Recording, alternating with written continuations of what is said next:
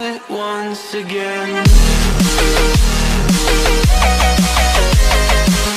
Some of the leaders who can do a lot do not realize the urgency of the situation.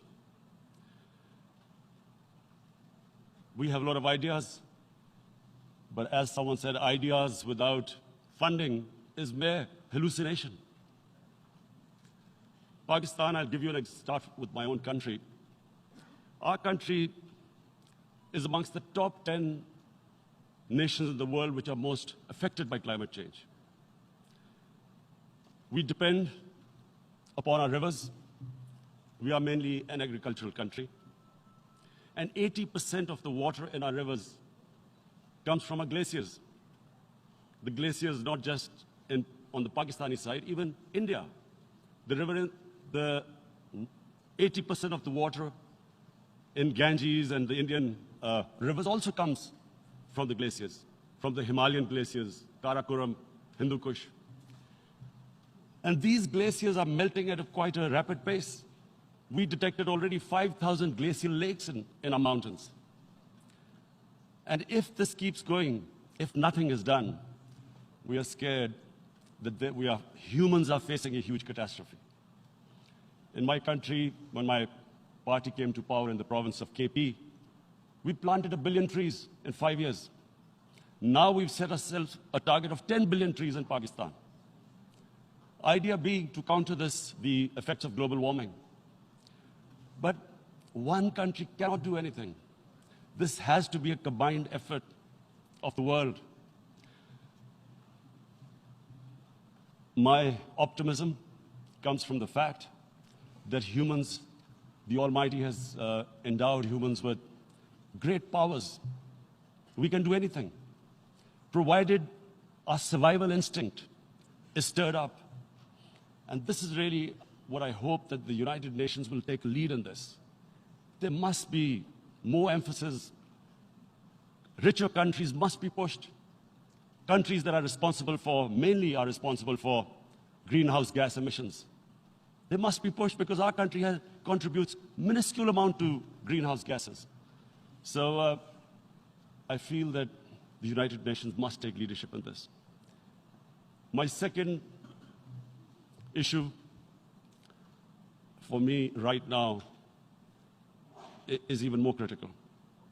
Mr. President, every year, billions of dollars leave the poorer countries and go towards rich countries. Billions of dollars siphoned off by the ruling elites of the developing world. And they find their way into Western bank accounts, offshore accounts, tax havens, expensive properties hidden behind companies bought in Western capitals. Mr. President, this is devastating the developing world. This is causing more poverty, deaths. It's impoverishing the developing world. The difference between rich and poor countries is growing because of this. Money laundering, which happens because money leaves the poorer countries into rich countries, is not treated the same as, for instance, money from drugs or terror financing.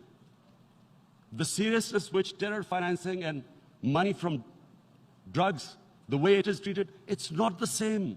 The way the poor countries are being plundered by their elites. It's not happening. In my country, when I took charge of our government a year back, in the 10 years preceding that, our total debt went up 4 times. The debt we had accumulated in 60 years, just in 10 years, it went up 4 times. As a result, the total revenue we collected in 1 year, half of it went into debt servicing. How are we going to spend money on a human being, 220 million people, when half the money is going into debt servicing? Because our country was plundered by the elites, the ruling elite. And easily they could get the money out. And when, Mr. President, we located properties in Western capitals bought by this money through corruption and money laundering, located the properties of these corrupt leaders, we find it so difficult to retrieve it. That money, if we retrieved that money, we could spend on our human beings. But they're such, it's so difficult. The laws protecting these criminals. We do not have the sort of money to have expensive lawyers and spend millions and millions of dollars. We need help from the rich countries. And, Mr. President, it's critical. The rich countries must show political will. They cannot allow this to happen. How can the poor countries spend money on human development, which the United Nations asks, SDG? How are we going to do it when this money can easily leave our countries? So, unless the rich countries intend to build walls to stop economic refugees coming as we see right now, they must take action. They must take action now. It must be a deterrent. Corrupt ruling elites should not be able to take money out easily and park it into foreign bank accounts and into these properties abroad. And I never understand why. Why do we have these tax havens? Why is this allowed? Why shouldn't rich people pay taxes? Why is it legal to have these tax havens where you have these secret accounts? Because, the world is changing. The population of the world is growing. Sooner or later, you're going to have a crisis. If the poor get poorer and the rich get richer, there is going to be a crisis sooner or later. So this is my second point. I hope that the United Nations takes a lead in this. It involves the IMF, the World Bank, Asian Development Bank. They must find a way of stopping this plunder of the developing world. My third point is Islamophobia. There are 1.3 billion Muslims in this world. There are millions of Muslims living in other countries, European countries, and the US as minorities. Islamophobia, since 9/11, has grown at a pace where it is alarming. Human communities live together. There should be understanding amongst them. But Islamophobia is creating a division. Muslim women wearing hijab, it's become an issue. It's become an issue in some countries. Hijab is some sort of a weapon. A woman can take off her clothes in countries, but she can't put on more clothes. How is this happening? Because of Islamophobia. And how did this Islamophobia start? After 9/11. And why did it start? Because certain Western leaders equated terrorism with Islam. Islamic terrorism. Radical Islam. What is radical Islam? There is only one Islam. And that is the Islam we follow of Prophet Muhammad sallallahu alaihi wasallam. There is no other Islam. Radical Islam, Islamic terrorism, what message did they send to people in the West? And why is there Islamophobia? How is a person in New York, in the Midwest, in the US, in European capital, how is he going to distinguish between who is a moderate Muslim and who's a radical Muslim? Because terrorism has nothing to do with any religion. This Islamic terrorism, Islamic radicalism, and sadly used by leaders, this has been the main reason for this Islamophobia. And it has caused pain among Muslims. We in Muslim countries watch this Islamophobia traveling abroad, and it's getting worse. And may I just say, Mr. President, that in European countries, it is marginalizing Muslim communities. And we all know that marginalization leads to radicalization. Some of the people who end up as militants in Syria and other places were from marginalized Muslim communities. And my point here is that we must address this issue. I'm sad to say that we Muslim leaders have not addressed this issue either. After 9/11, when this thing came about war against radical Islam, rather than Muslim leaders trying to explain to the West that there is no such thing as radical Islam, in all human communities, they are radicals. They're liberals and rest are moderate. All human communities, Christians, Jews, everyone has it. But Islam is not radical, neither Judaism, neither Christianity, neither Hinduism.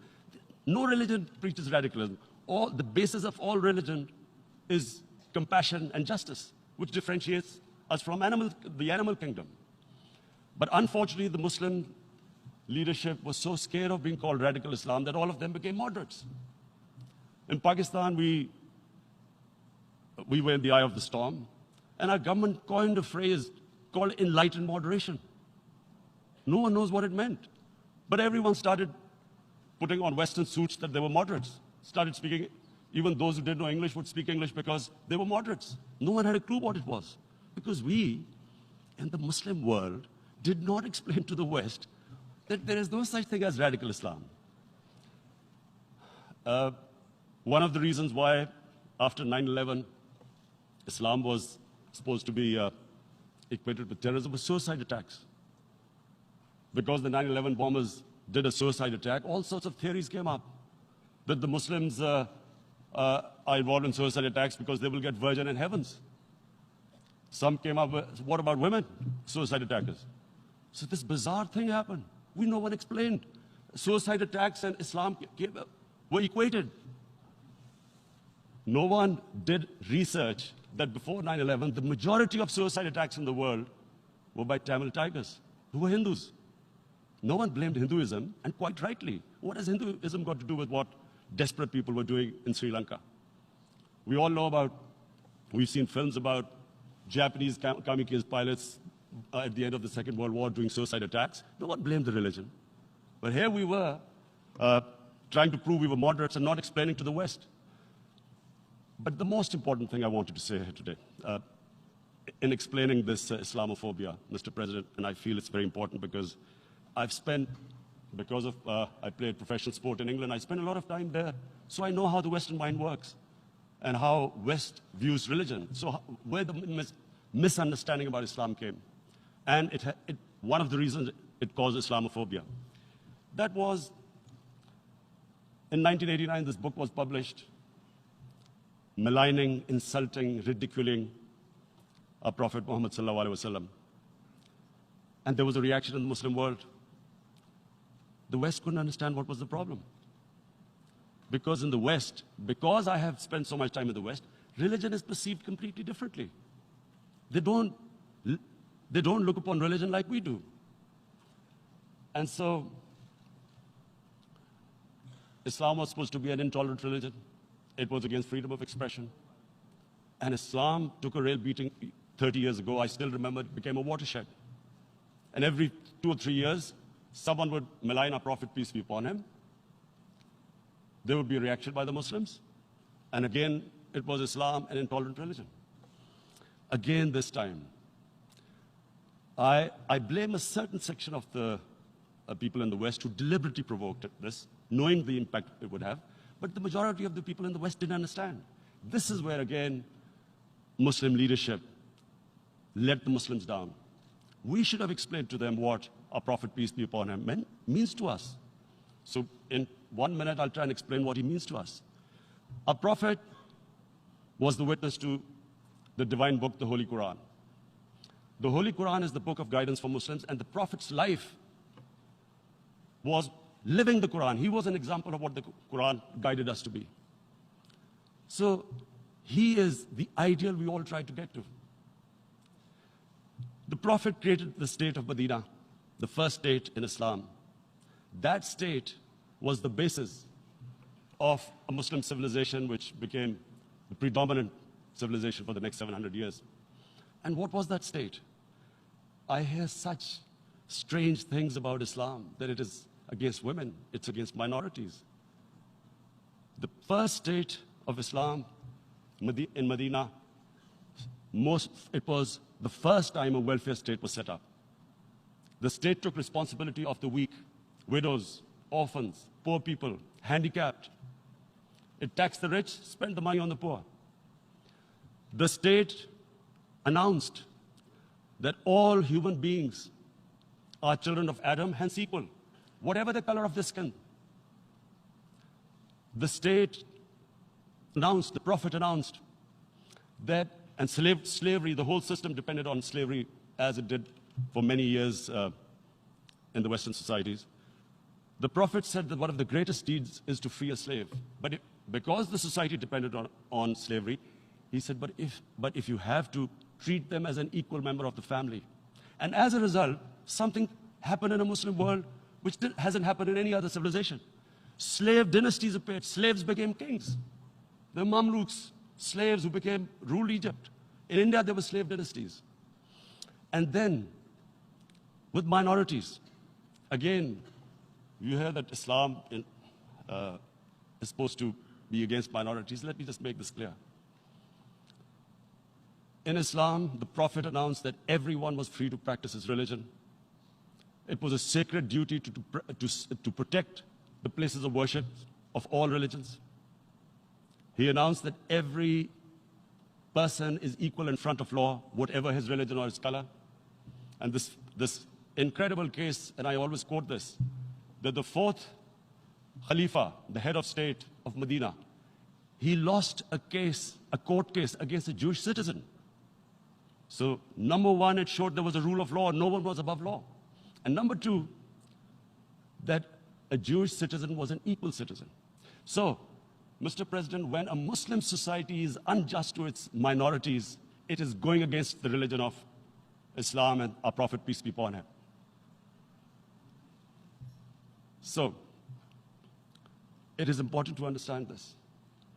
The Prophet lives in our hearts.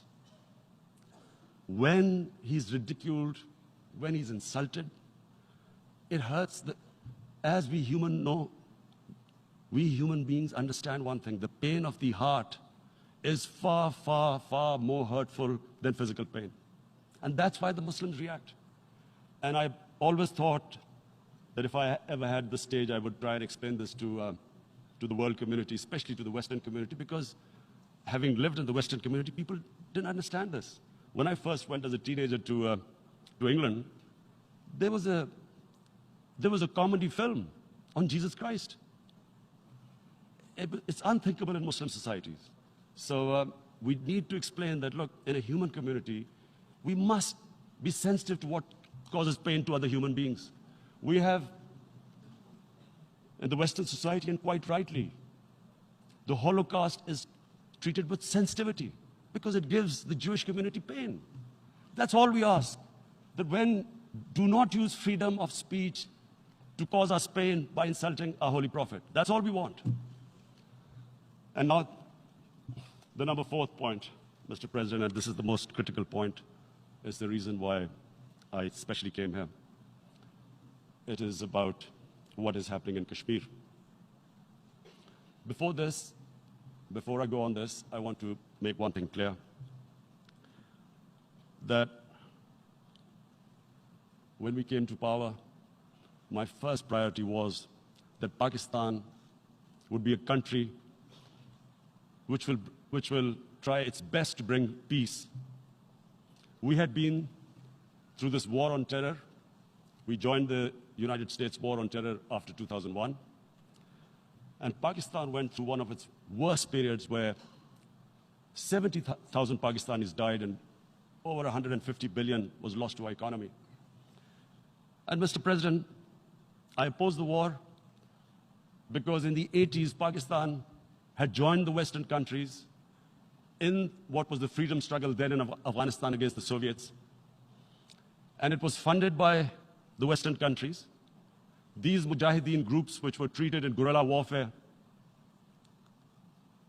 were trained by Pakistan Army, funded by the Western countries, and especially US, and they waged what was a freedom struggle in Afghanistan. The Soviets called them terrorists. We called them freedom fighters. 1989,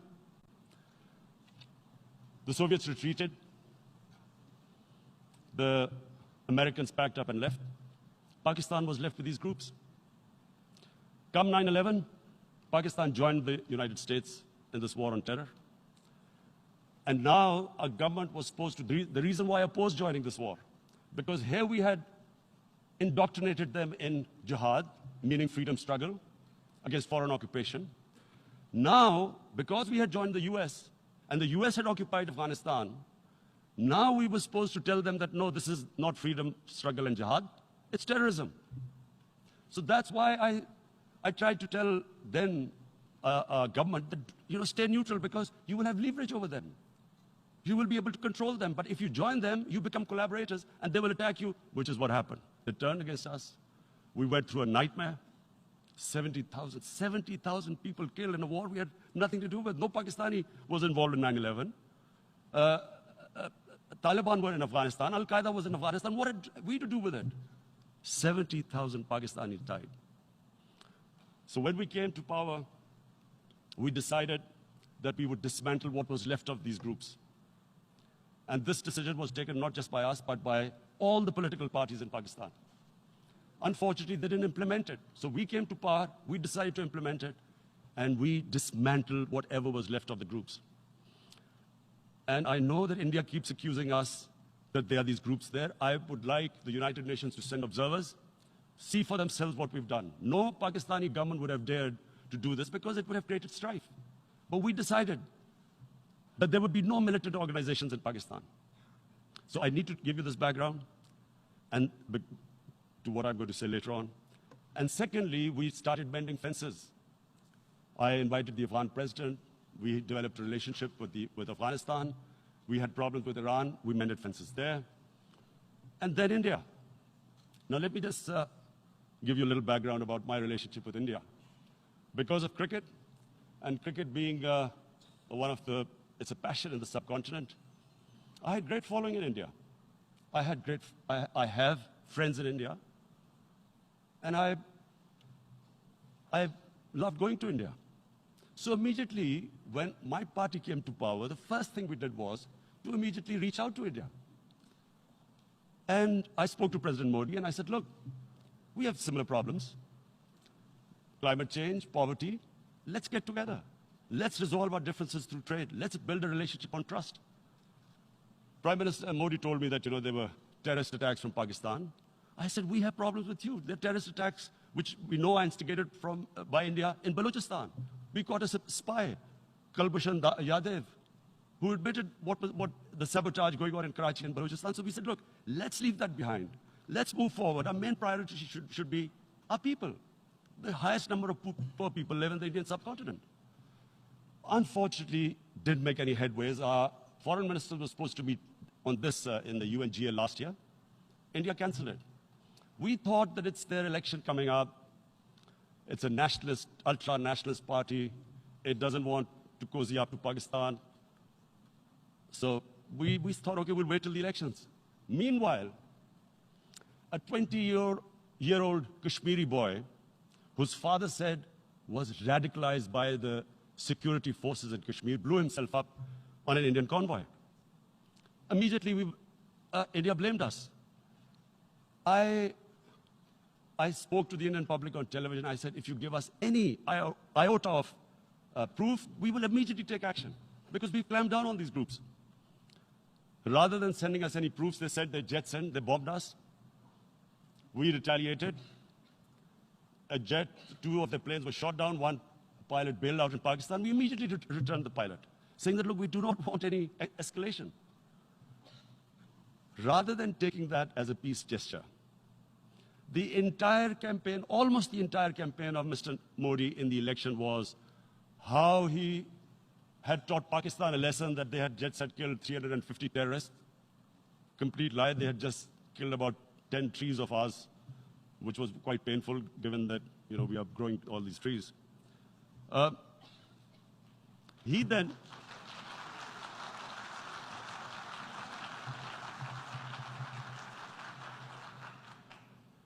The election campaign, Mr. Modi used words like, this is just a trailer, the movie is about to start. I went into Pakistan and taught them a lesson. This was the election campaign. Okay, so we thought, us politicians make all these statements to win elections. So, okay, after elections, we'll get back to our normal relationship.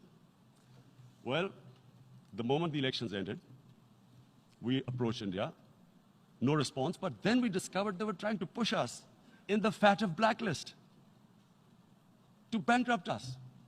That's when we realized there was an agenda. And that agenda became obvious on the 5th August when India went against 11 United Nations Security Council resolutions, which say that Kashmir is a disputed territory and the people of Kashmir have the right of self-determination. They went against that. They went against Simla Accord, which is about bilateral, sorting out our differences through bilateral means, went against that. They actually went against the Indian Constitution. Illegally, they revoked Article 370, which gave Kashmir the special status. They got an extra 180,000 troops there. Total number of security forces in Kashmir now are 900,000. And they put 8 million people of Kashmir under curfew. Mr. President, now I just briefly want to make the people understand, how can anyone do something like this? And for that, I have to explain to you what is RSS. RSS, Mr. Narendra Modi is a life member of RSS.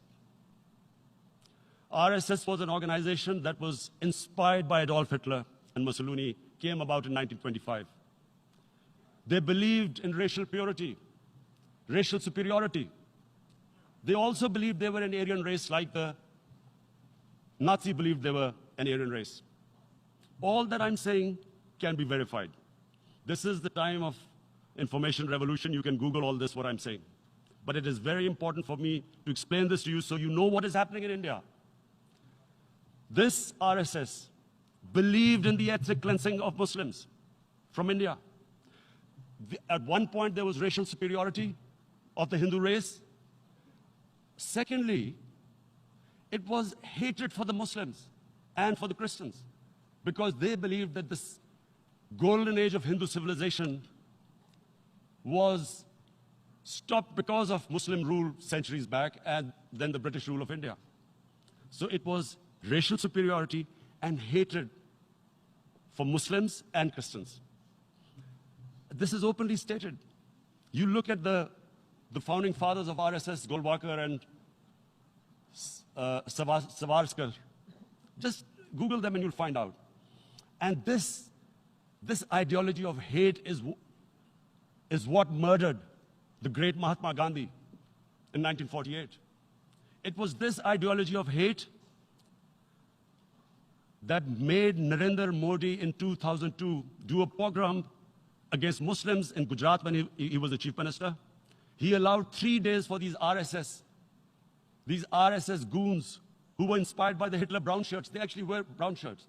This RSS, the Congress Home Minister gave a statement that in RSS camps, terrorists are being trained. And these terrorists butchered 2,000 Muslims and 150,000 Muslims were made homeless. Narendra Modi could not travel to the US because of that. And I need to make you understand this background before I explain to you that what sort of a mindset would lay siege to 8 million people with 900,000 troops. Women, children, sick people, locked in as animals. In fact, of what I know of England, if 8 million animals were locked in, the RSPCA would have made a lot of noise about it. These are human beings.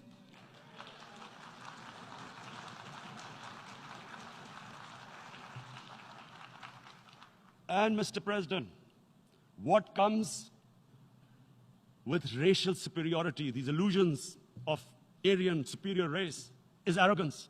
The two go together. And it's arrogance that makes people make mistakes and do stupid things. Cruel things like what Narendra Modi has done. It's sheer arrogance. And it's arrogance that has blinded him from the fact that what is going to happen when the curfew is lifted? Has he thought about it? This hasn't been thought through. What is he going to do when he lifts the curfew? Does he think that people of Kashmir will quietly accept the status quo because India has changed the constitution and taken away the special status? They'll accept that? Mr. President, 100,000 Kashmiris have died in the past 30 years because they were denied the right given by the United Nations, the right for self-determination. 100,000 have died and 11,000 women have been raped. There are 2 United Nations human rights reports on this. The world hasn't done anything because India is a huge market, 1.2 billion people. Sadly, the material prevails over the human. But this has serious consequences. Again, I repeat, that's why I'm here. Look, what is going to happen when the curfew is lifted will be a bloodbath. The people will come out. There are 900,000 troops there. They haven't come to, as Narendra Modi says, He's done this for prosperity of Kashmir. This is supposed to be for the development. These 900,000 troops, what are they going to do when they come out? There'll be a bloodbath. Has he thought it through what happens then? Mr. President, has anyone thought that what happens when there is a bloodbath? What do you think the impact will have on people of Kashmir? What do you think they will think? The way they have been boxed in their houses, treated like worse than animals, no rights. Thousands of all their political leadership has been arrested, taken out of Kashmir. Even those Kashmiri leaders who were pro-India have been taken out. 13,000 boys have been picked up and taken to God knows which destinations. So what do they think? What will the people of Kashmir do when they lift the curfew? They will be out in the streets. And what will these soldiers do? They will shoot them. They've already used pellet guns, blinded young boys. In the last 6 years, the 5 years, the oppression that has gone on in Kashmir. And so, Kashmiris will be further radicalized. Mr. President, there will be another Pulwama. And guess what? India will blame us. They're already blaming us. They're saying all this is happening because of Pakistan. One of their defense ministers said, there are 500 terrorists lined up on the border to go in. Why would Pakistan send 500 terrorists when there are 900,000 troops there? What impact are they going to make? What will they do? And why would? Don't we know that the moment there is some terrorist attack, all that will happen is there will be further cruelty and oppression of the people of Kashmir. We will just give the 900,000 troops to further crush the people of Kashmir. And then we'll give the Indian government an excuse that, look, Pakistan is a terrorist state, and this mantra that has gone on, Islamic terrorism. The moment you use this catchword, Islamic terrorism, the whole world turns away. No one talks about human rights. You can do whatever you want, which is what has happened in Kashmir, because they keep using this word, Islamic terrorism. And this is what they're doing right now. What do we benefit from further increasing the cruelty on the people of Kashmir? And why would we want this? But there is no other narrative left for India. As when they lift the curfew, whatever happens, Pakistan will be blamed, and there is always a danger of another Pulwama. They might come and bomb us again, and then another cycle might start. And what does Narendra Modi think? That 180 million Muslims of India are thinking right now. Aren't they watching these Kashmiris stuck inside for 55 days they've been stuck in? Aren't they watching? What do you think? Don't you think that the Muslims will be radicalized in India? And I'm talking about 180 million people. And when they get radicalized, there will be some incident in India somewhere down the line. Again, we will be blamed. And I'm warning you right now, again, we will be blamed.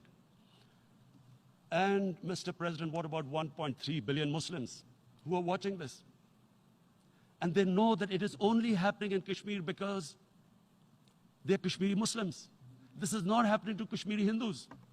They know that this is happening because of their religion. So what do you think they will be thinking? What do you think the Jewish community would think if they were, forget 8,000 Jews stuck like this? What do you think Europeans would think? What do we think? I mean, any human community, if their members are stuck like that, what do you think they will think? Are we a children of a lesser God? Is it not going to cause us pain? And then I'll tell you what will happen. People will, in the 1.3 billion Muslims, someone will pick up arms. I know we've been brought up with films, Western films. This good, decent guy doesn't get justice. He decides to pick up a gun and start seeking justice. There was a film made in New York, famous film called Death Wish. This guy gets mugged by and his family, his wife gets killed or something. He can't get justice. He picks up a gun and he goes around shooting muggers. And the whole cinema cheers him on. So what do you think the Muslims are thinking right now? If there is a bloodbath, there will be Muslims becoming radicals, not because of Islam, but because of what they will see, that there's no justice when it comes to Muslims. There were Rohingya Muslims, Myanmar, who God knows, almost 1 million people out, ethnic cleansing. What was the response of the world community? So what do you think will be the response of 1.3 billion Muslims? I picture myself. I'm in Kashmir. I've been locked up for 55 days. I've heard about, and there are rapes, Indian Army going into homes, soldiers. Would I want to live this humiliation? Would I want to live like that? I would pick up a gun. You're forcing people. You are forcing people into radicalization. When people lose the will to live, what is there to live for? And this is what, if you can do this to human beings, you are actually radicalizing people. And so, Mr. President, I want to repeat here, this is one of the most critical times. There will be a reaction to this. Pakistan will be blamed. 2 nuclear-armed countries will come face to face like we came in February. And before we head in that direction, the United Nations has a responsibility. This is why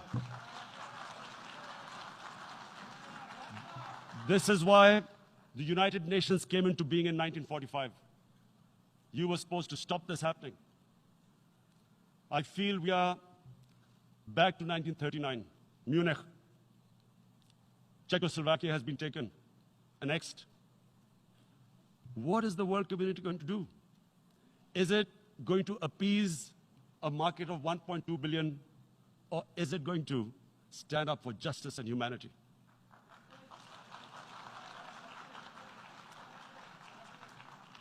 If this goes wrong, you hope for the best, but be prepared for the worst. If a conventional war starts between the 2 countries, Mr. President, if a conventional war starts, and anything could happen, but supposing a country 7 times smaller than its neighbor is faced with the choice, either you surrender or you fight for your freedom till death, what will we do? I ask myself this question. And my belief is, La ilaha illallah, there is no God but one. And we will fight. And when